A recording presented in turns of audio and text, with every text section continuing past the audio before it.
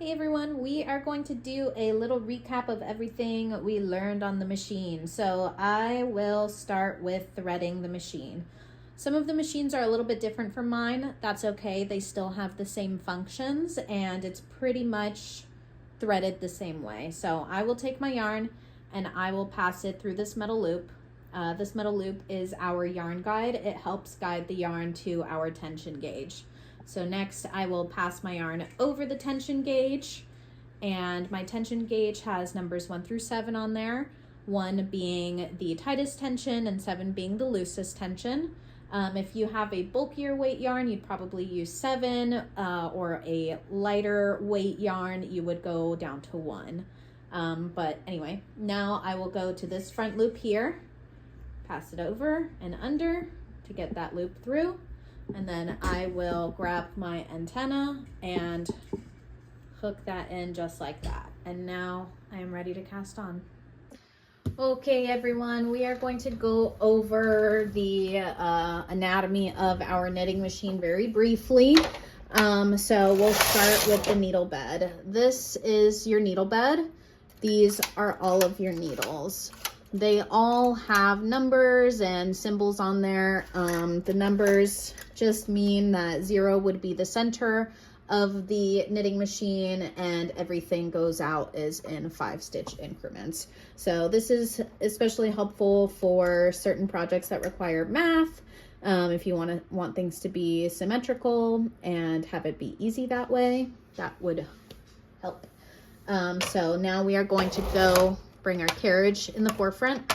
I have the handle down just to show you the dials and everything. So this dial right here is going to control how big and how small our stitches are.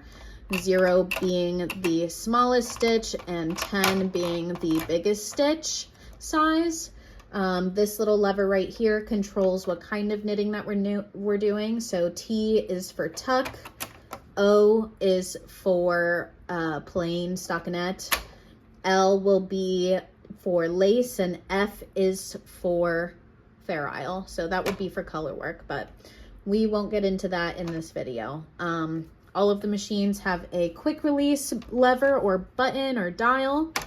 And basically what that does is if you're in an emergency and your machine gets jammed, this will help release everything. And then you can swipe it the way that you came and see what's going on underneath.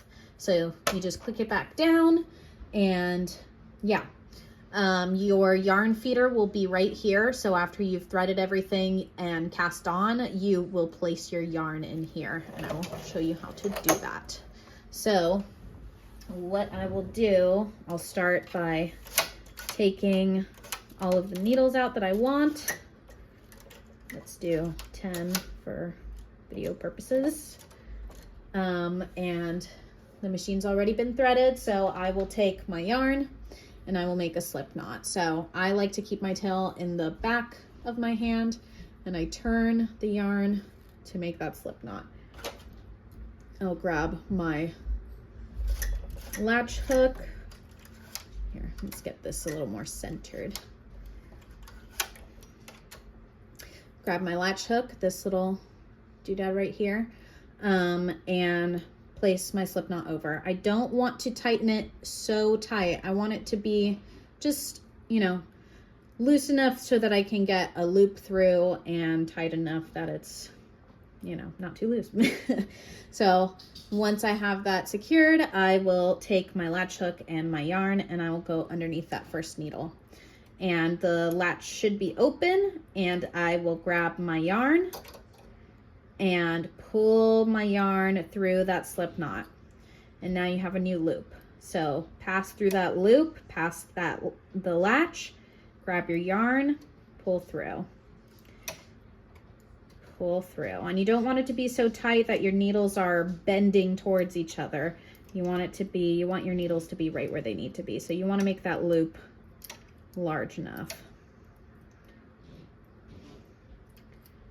So once I get to the last needle, I will take my yarn and I will place that loop right there. And now I will pull my working yarn and place it in my carriage into the yarn feeder and close that door.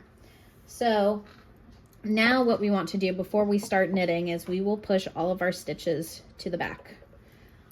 And now that that's done, we can start knitting. So I like to pull my yarn just a little bit, make sure there's no slack going on there, and I will start knitting.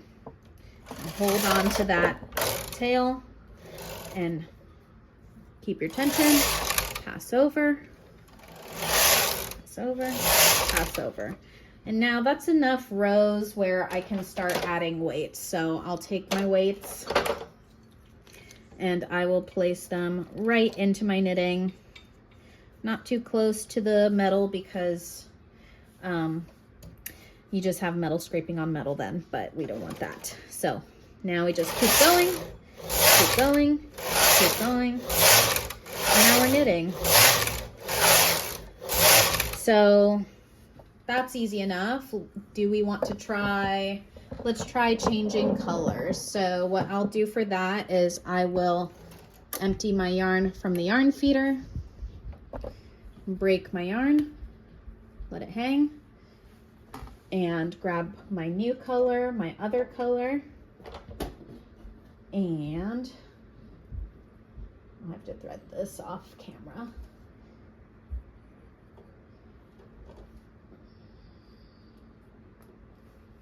Okay, so now I have my new color. I will place it in the yarn feeder on the carriage, close that door, and hold on to both ends of your knitting and just pass through. So, and just keep going.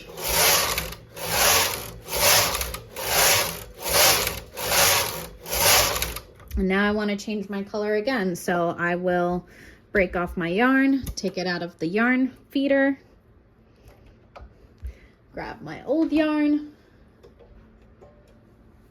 and just place that in the yarn feeder again, close it,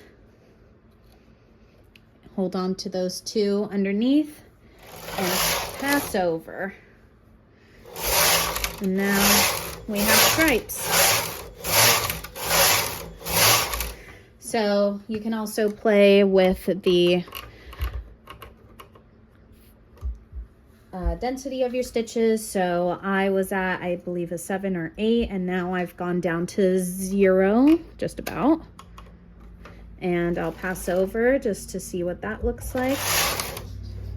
Oh, and you can tell here that some stitches didn't pass all the way through, and that's okay. You just give it a little tug, and those stitches should fall into place. So, and that can happen if your stitches are too small for how thick your yarn is, but it usually evens out after a few rows. Now I can show you what that looks like. So I'll take these weights off so it doesn't stretch too much while I show you. And you can see how big those stitches are, super like fishnetty. And then this is a more dense knit fabric. So cool. Now I'll show you how to cast off. So I will take my yarn out of the yarn feeder, move the carriage out of the way, push all of your needles forward and keeping your knitting back. I'm going to go right underneath this peg. And now I will grab my first needle with my hook and I will pass that loop over onto my latch hook. Now I'll pull the working yarn through and then I will grab my new needle. Now you have 2 loops and you grab your yarn and pull through.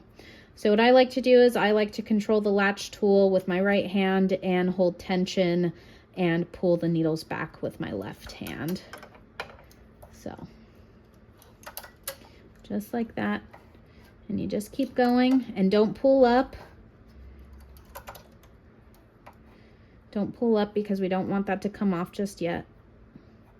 There's a knot in my yarn. So I'll just give it a little tug. There we go. And keep going. And now I'm on my last stitch. I'm gonna do my last pull through and then I will break the yarn, pull that through, and there's your first sample. So nice thick stripes. You can see some different tension there. And yeah, have fun.